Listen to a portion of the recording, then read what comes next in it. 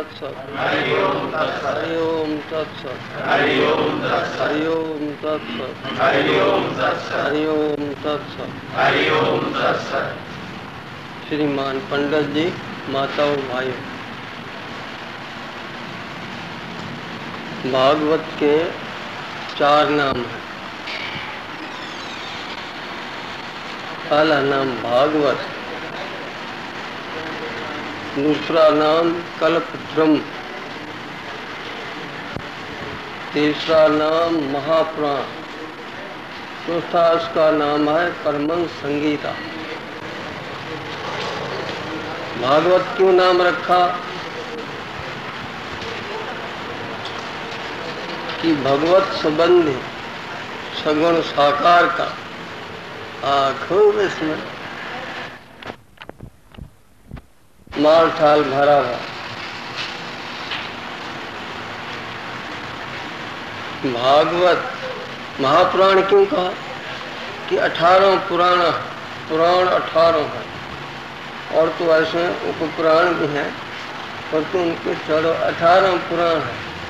उन 18 पुराणों में ये बड़ा है भागवत, इसलिए इनको महापुराण का। तीसरा इसका नाम है कल्पद्रुम। कल्पद्रुम क्या? कि कल्प का वृक्ष।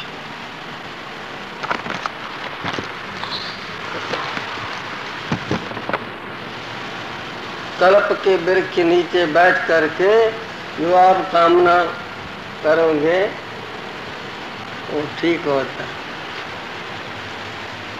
वो तो संसारी कामना, परंतु यहाँ तो दोनों काम बनते हैं।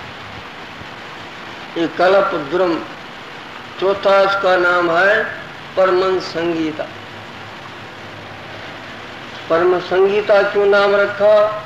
कि इसमें ऐसी ऐसी भी चीज है आत्मज्ञान की, आत्मबोध की, कि जो परमहंस लोग जिनकी निर्मल बुद्धि है, जो मोक्ष के अधिकारी हैं, ऐसे जो है उनका विचार करने के लिए जो है वो भी इसमें माल ठाल भरा। तो 7 दिन में परीक्षा। भागवत क्यों शुरू हुआ?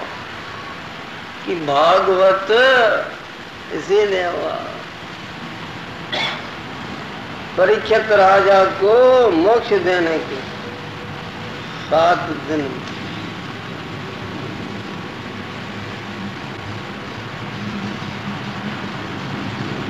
तुम्हारा पहले जन्मण का कारण क्या होता है, जरा ये तो बता दे।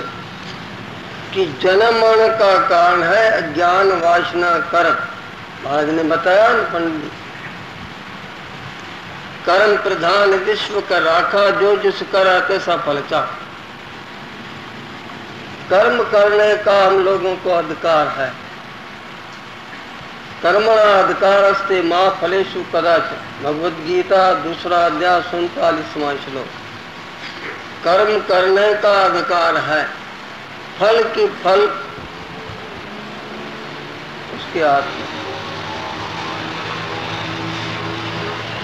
तो जन्म मरण का कारण कौन? की अज्ञान, वासना और कर्म।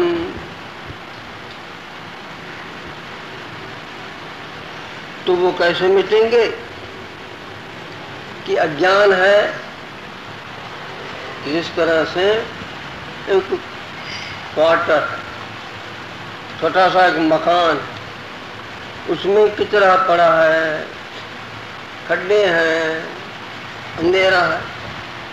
कचरे को कि झाड़ू लेके निकाल, खड्डे के खड्डों को भर दो सीमेंट से, मिट्टी से,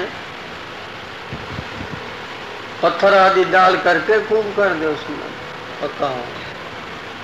अंधेरा की अंधेरा झाड़ू से नहीं निकले, वो पत्थर आदि सीमेंट से नहीं निकलेंगे। उसके लिए क्या चाहिए? कि चाहिए प्रकाश। तो निष्काम कर्म जो शुभ कर्म है,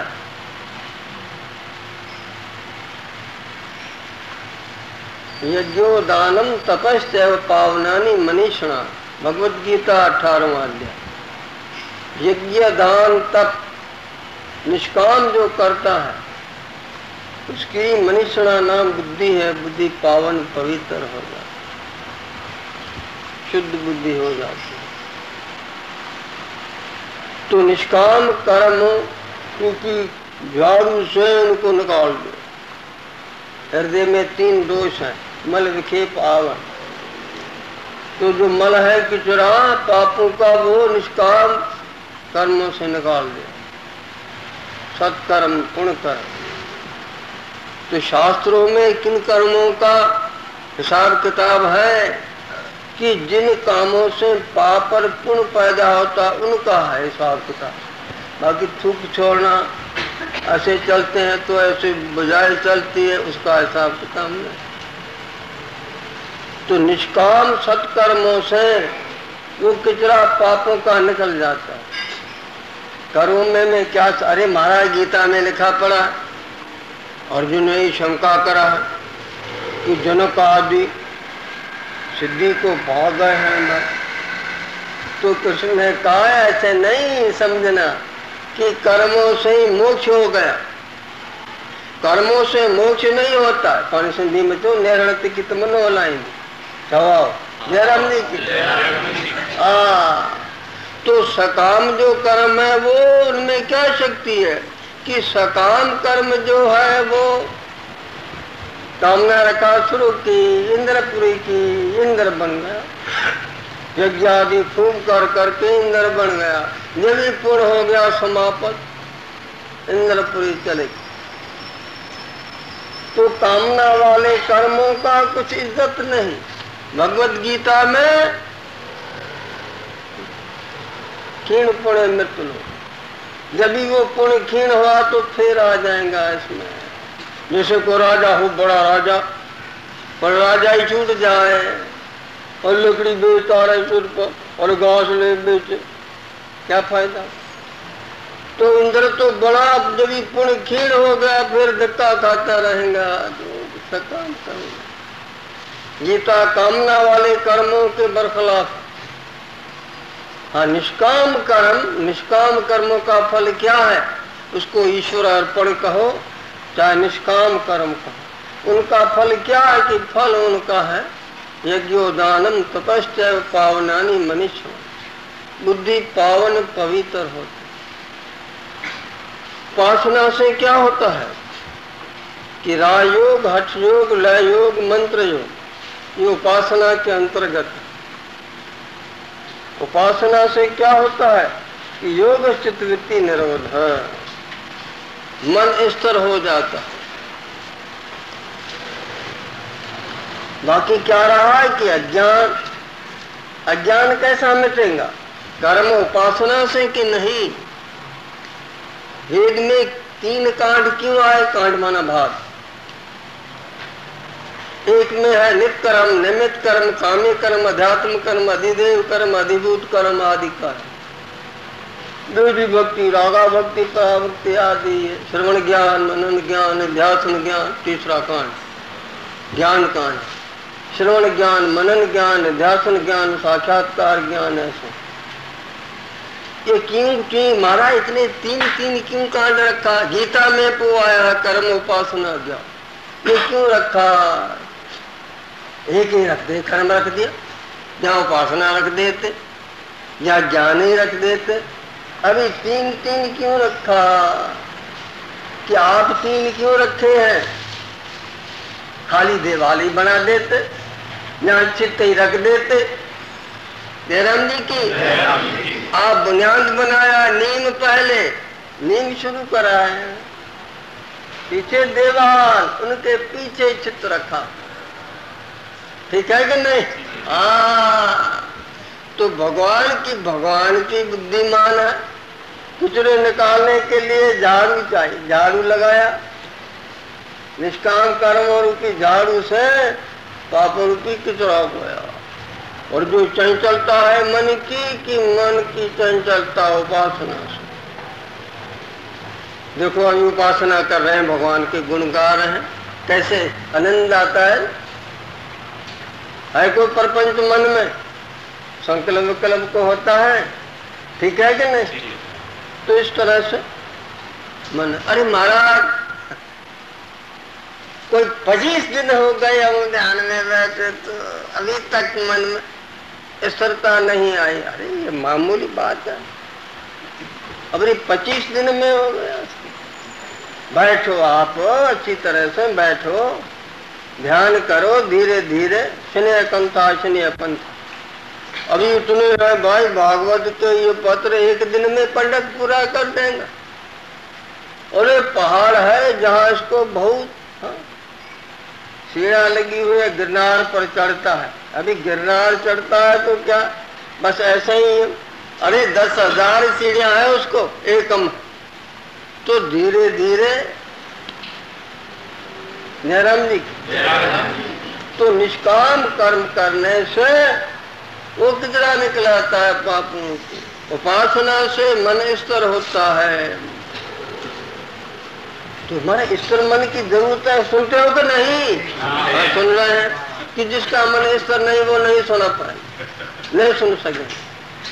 जब भी सुन ही नहीं सकेगा तो और काम कैसे बने? तो मन की स्थिरता हो, निर्मलता हो और सूक्ष्म, इतनी महाराज की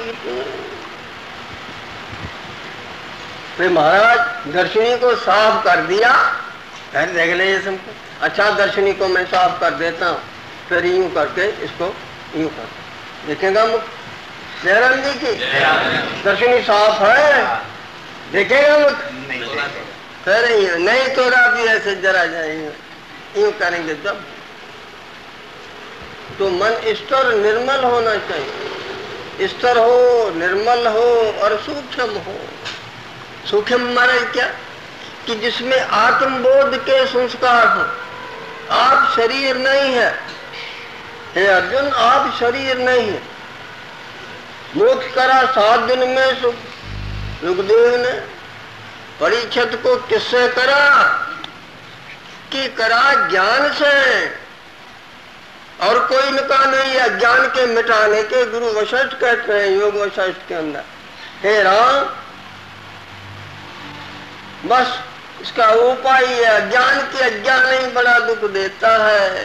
दुनिया का राजा बन जाता, पर जो भी आत्मा का बोध नहीं, अपने आप को नहीं जाना तो दुखी होता है। तो अंधेरा निकलेगा किससे? कि प्रकाश से। तो ये जो अंधेरा अंदर में है अज्ञान का, अज्ञान क्या हमारा? पत्थर बतर की पत्थर नहीं, अपने को न जान। मैं हूं ये सब कहेंगे, मैं हूं ये सब बोलेंगे मैं हूं, पर क्या हूं वो हर एक को पता नहीं।